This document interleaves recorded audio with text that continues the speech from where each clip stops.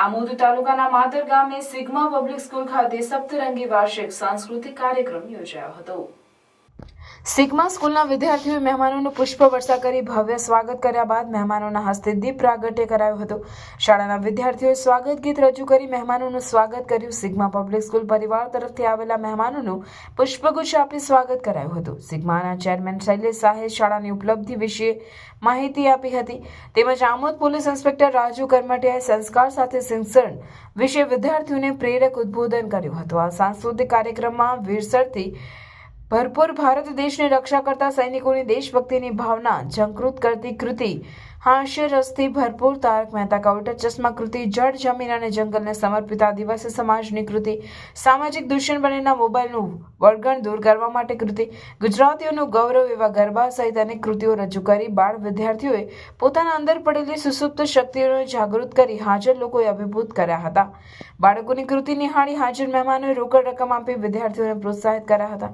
આ પ્રસંગે સિગ્મા યુનિવર્સિટીના chairman Shaileshbhai Shah, vice chairman Jyotsnaben Shah, president doctor Harsh Shah, vice president Shreya Shah, campus director Shakil Patel, Amod police inspector Raju Karamtiya, Bharuch જિલ્લા ડાયટના સિનિયર લેક્ચરર બલદાનિયા, માતર પ્રાથમિક શાળાના આચાર્ય સંજય પટેલ સહિતના લોકો ઉપસ્થિત રહ્યા હતા। વધુમાં સિગ્માના ચેરમેન શૈલેષ શાહે જણાવ્યું હતું કે સિગ્માના વિશાળ પટાંગણમાં સ્પોર્ટ એક્ટિવિટી પણ શરૂ કરવાના છે અને શાળામાં બાળકોને વધુમાં વધુ સુવિધાઓ આપીશું।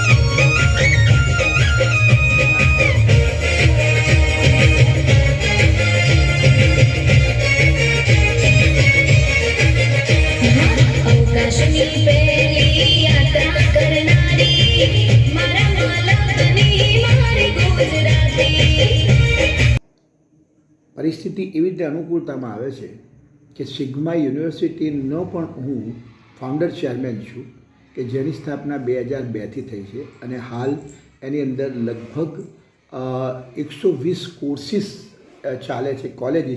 કોલેજીસ કહીએ તો 25 કોલેજીસ ચાલતી હશે, જેમાં એક્સેપ્ટ મેડિકલ બધી જ કોલેજો ચાલે છે। તમે એનું નામ લો તો science, engineering, pharmacy, physiotherapy, nursing, આવી દરેક સ્કૂલો એમાં ચાલે છે અને એટલા માટે અહીંના વિદ્યાર્થીઓ જે અહીં એડમિશન્સ લે એમને ભવિષ્યમાં એમના પેરેન્ટ્સને કે એમને પણ કેજીથી પીજી સુધીનો અભ્યાસ માટે એક યુનિવર્સિટી અમારી અહીંની સ્કૂલમાંથી સીધા એમને ત્યાં એડમિશન્સ પ્રાયોરિટી બેઝ પર અને એમને સ્કોલરશિપના બેઝ ઉપર પણ અમે એમને અભ્યાસ અપાવવા માંગીએ છીએ।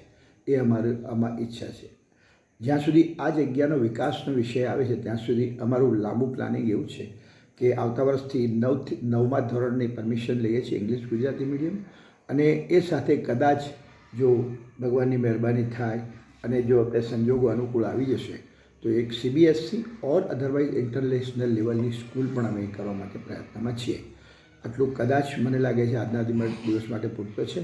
આજનો જે કાર્યક્રમ જે કર્યો છે એ વિશે હું થોડું કહી દઉં તો કદાચ અમે 3-4 વર્ષમાં પહેલી વાર એક કાર્યક્રમ કર્યો છે અને અમે પોતે એના એક પ્રણેતા હોવા છતાં પણ અમે કહીએ છીએ કે અમારા વિદ્યાર્થીઓ એકદમ 5 વર્ષના વિદ્યાર્થીઓ પણ એટલું સરસ અને કોન્ફિડન્સથી એમના કાર્યક્રમને એમને સારો બનાવ્યો છે કે જેથી દરેક પેરેન્ટ્સ એનાથી ખૂબ રાજી રહ્યા છે અને ખૂબ તાળીઓથી વધારી રહ્યા છે।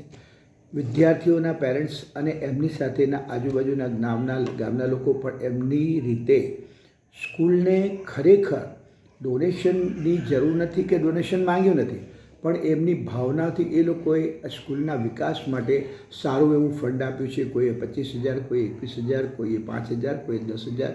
એવા પણ અમે પેરેન્ટ્સ જોયા છે કે જેમની પરિસ્થિતિ અમને એમના પહેરવેશ દેખાવથી એવી લાગે કે કંઈ વધારે નહીં હોય તો પણ એમને 1,000 રૂપિયા પણ આપ્યા છે, કે જે 1,000 અમારા માટે બહુ મૂલ્ય છે. અને અમે એમને એટલી ગેરંટી આપીએ છીએ કે આમાંથી એક પણ રૂપિયો શિક્ષણના વિકાસ સિવાય ક્યાંય આગુ પાછું નહીં થાય. અને એનાથી 10 ગણું, 20 ગણું, 25 ગણું અમે આગળ નાખી અને આ જૂનથી એનાથી પણ વધારે સારી સ્કૂલને બનાવી અને 9મા ધોરણની પરમિશન આવે એટલે અમે ખૂબ જ આગળ આ કેમ્પસને વિકાસ કરીએ છીએ. સારા ટીચરો લઈએ છીએ, સારા કાર્યક્રમો લાવીએ છીએ અને સારા પ્લે સ્ટેશન્સ, ઇક્વિપમેન્ટ અને સ્પોર્ટ્સની એક્ટિવિટી પણ ખૂબ વધારીએ છીએ. અહીંયા આગળ અમે મુનાફ પટેલનો અમને ખૂબ ટેકો છે એટલે ક્રિકેટની એકેડેમી પણ અમે કદાચ ચાલુ કરવા જઈ રહ્યા છીએ. આભાર.